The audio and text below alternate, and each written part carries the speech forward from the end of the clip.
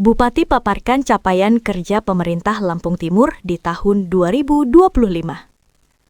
Capaian pembangunan di Lampung Timur di tahun 2025 yang dirasakan langsung oleh masyarakat di berbagai program prioritas, mulai dari infrastruktur, kesehatan, pendidikan, hingga digitalisasi layanan publik, menunjukkan hasil nyata dan berkelanjutan. Kegiatan ini mengusung tema akselerasi pembangunan infrastruktur dan pelayanan publik berkelanjutan menuju Lampung Timur Makmur Lestari di Aula Bapeda Lampung Timur, Rabu 31 Desember 2025.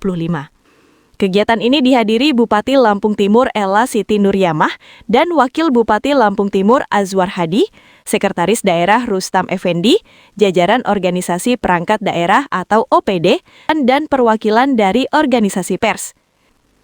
Pertumbuhan ekonomi Lampung Timur tahun 2025 mencapai 5,12%, disertai peningkatan Indeks Pembangunan Manusia atau IPM menjadi 70,84.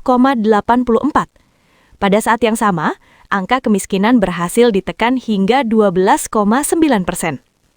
Di sepanjang 2025, Pemkab Lampung Timur telah membangun dan merehabilitasi 120,6 km jalan kabupaten, sehingga tingkat kemantapan jalan meningkat menjadi 78,4% dan rehabilitasi 18 unit jembatan. Di sektor perumahan, sebanyak 1.250 unit rumah tidak layak huni telah ditingkatkan menjadi rumah layak huni. Program penyediaan air minum dan sanitasi juga menjangkau 4.500 kepala keluarga dan meningkatkan kualitas kesehatan. Untuk jaminan kesehatan nasional telah mencapai 96% dari total penduduk. Upaya percepatan penurunan stunting menunjukkan dengan hasil signifikan, dengan angka stunting turun menjadi 18,2%. Pada sektor pendidikan, angka partisipasi sekolah jenjang SD dan SMP masing-masing mencapai 99,1% dan 95,4%.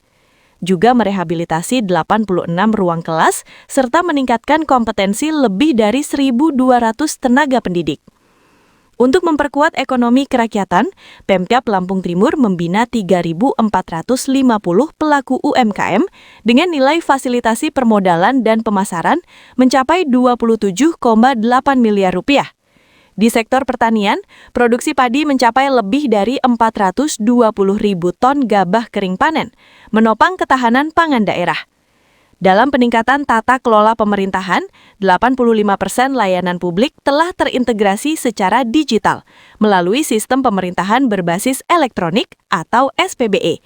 Dengan indeks SPBE mencapai 3,42, memudahkan masyarakat mengakses layanan pemerintahan. Konservasi dan berkelanjutan atas dasar apa? Lampung Timur satu punya Taman Nasional Waikambas. Yang kedua, Lampung Timur punya pantai yang luas 110 km, Waikambas 128.000 km. Lampung Timur juga mempunyai perhutanan sosial yang itu tidak bisa dinafikan, kurang lebih 29.000 hektar.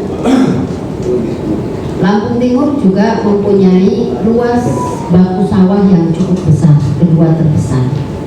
Makanya konsep konservasi berkelanjutan, pertanian, perkebunan, perikanan, luas pantai dan konservasi harus dikolaborasikan dalam sebuah program Kabupaten Konservasi dan Berkelanjutan. Terlebih satu, hilirisasi sampah, karena ini kaitan juga dengan lingkungan hidup. Sampah Lampung Timur, menurut data Kementerian LH, di Adipura kita masih terkelola 0,8%, masih banyak. Ini setahun lagi TPA kita, Pak Yudi ya, udah membunuh. Makanya kita ada hilirisasi sampah. Insya Allah 2026 kita sudah mengalokasikan untuk hilirisasi sampah RDF TPS 3R untuk memproses hilirisasi sampah dalam bentuk bahan mentah menjadi RDF untuk bisa menunjang PLTS atau PLTU. Jumlah TPA. Nah, sebelum memulai 2026, 2025 kita sudah melakukan kajian atau sekolah kader ekologi. Instrumennya adalah Pemda nggak bisa sendirian, tentu perlu kolaborasi dengan semuanya. Satu adalah kita melibatkan Green Village, desa hijau, 264 desa, yang sudah masuk baru 197 desa yang mengikuti, karena ini juga sifatnya edaran dan himbauan. Green Village, mereka harus ikut program Green Village. Yang kedua adalah Green School, sekolah hijau. Ada indikator-indikator seperti sanitasi, lingkungan, pohon-pohonan, tempat cuci tangan, air bersih, WC bersih, dan ruangan yang asri dan nyaman. Ini juga Green School sudah ada 189 kader. Terima kasih Pak Marsan sudah kerja keras. 640 sekolah yang ikut dari total berapa Pak? 900-an kan ya? Sama SMA soalnya. SD, SMP, SMA plus madrasah yang ikut program Green School. Terus juga ada kader ekologi dari muda. Nah ini sekolah untuk anak-anak SMA khusus. Terus ada juga 250 dari kantor. Kami juga ada Grand Office. Semua kantor OPD, kecamatan, puskes, pustu ikut di dalam ini. Ini belum pada daftar itu untuk penilaian. Ya, daftar segera. Kami 2026 dimulai dari penilaian Green Village, Green School, Green Office. 2026 nanti akan tambah Green Pesantren, karena kita punya 245 pesantren yang terdata di Kementerian Agama. Pesantren juga harus hijau, tapi belum dibekali. Nanti 2026 sudah ada 4.258 kader yang sudah dibekali selama 2 hari dengan pretest, post-test, dan kecakapan dalam memahami lingkungan dan konservasi. Next. Nah, mohon doa kita lagi upaya ngurus perhutanan sosial, karena di Lampung Timur dari 264 desa ada 51 desa yang masuk dalam kategori desa register, baik all in ataupun hanya sebagian dusun. All in itu kayak Sadar Sriwijaya, desanya Kang Waris. Ada juga Sidorejo, Brawijaya. Ada yang sebagian Bawah Gunung Sari, Sindang Anom. Itu hanya 2 dusun, 3 dusun. Nah ini lagi kami garap dengan Kementerian Kehutanan melalui KPH dan BPKH termasuk Dirjen Perhutanan Sosial. Gunanya apa? Untuk kepastian hukum. Ini masih dalam proses.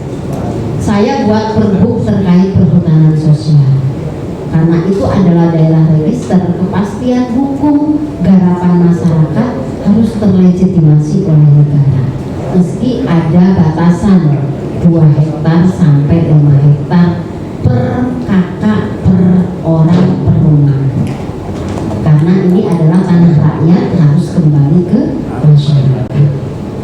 Ini jadi lagi buat KTH kelompok tani hutan yang sudah resmi kurang lebih 3.150 hektar. Ada kurang lebih 11 KTH yang sudah resmi mendapatkan izin legal, sisanya masih belum. Nah ini kami lagi coba perjuangkan melalui KTH. Termasuk ada KDMP terkendala dengan tanah register, kami sudah ini. Karena apa? 51 desa itu ya harus kita layani bersama, termasuk pemukimannya. Jadi kami juga lagi izin pemukiman supaya apa? Tidak debatable di Bapenda. Jadi belum ditarik ya sampai sekarang Pak Dus. Nah, ini fenomenanya yang tanah register belum masuk ke PAD karena secara legalitas hukum belum masuk. Tapi saya 2026 lulus ini perhutanan sosial sama pemukiman yang ada di daerah register 51 desa. Saya juga harus adil memberikan pelayanan ke desa-desa yang memerlukan itu. Next. Nah, kualitas SDM kami juga luncurin, insya Allah 2026 lebih besar, kartu beasiswa makmur untuk untuk anak-anak yang berprestasi. Nanti ini yang ranking 1 ya, dicari yang ranking 1, semua sekolah harus dapat. Kalau ini kemarin masih terbatas karena di perubahan, ini buat di perubahan kami, tidak dari awal, karena memang momentum kami hanya bisa di perubahan. Ada beasiswa makmur sesuai tagline Lampung Timur Makmur Lestari.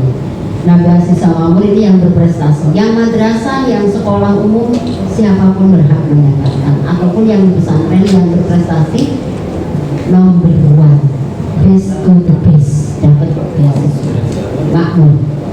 Ada juga nanti yang untuk kurang mampu. Nah, ini juga satu yang berprestasi, yang kedua yang tidak mampu. Jadi teman-teman, saya berterima kasih kepada media yang selalu ngasih tahu, mungkin japri Pak Wakil, japri saya, japri Pak Sekda, OPD, Bu itu minta tolong, ada yang masih hilaf, lupa, belum tercover. Nah, itu kami mengucapkan terima kasih. Bu, ini butuh bantuan. Nah, kami terbuka secara legal. Next. Oke, ini kesehatan.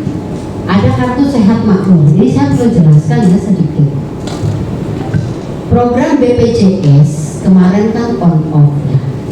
Tetapi 2025 kami sudah menambahkan targetnya dari kurang lebih kemarin itu yang masuk 35.000 existing, kami menambahkan di angka sampai 85.000. Ini yang BPJS PBI Kabupaten ya, yang dibantu sama anggaran APBD 85.000, bahkan melebihi dari mandatori 118%. Dari Lampung Timur, Rizwan melaporkan.